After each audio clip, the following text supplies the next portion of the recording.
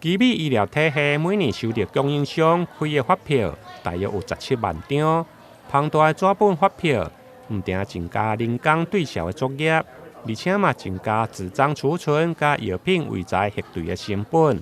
对此，基美医学中心甲南区国税局来合作，以开立的张数甲交易较频繁的供应商为优先的辅导对象。对109年针对电子发票进行资材塑料凭证的审核资讯化，甲会计批处的审核作业。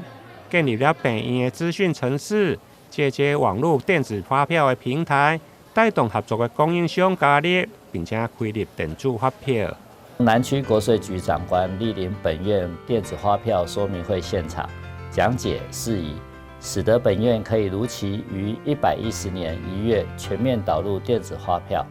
有效简化采购与会计作业，进而参加企业环保奖。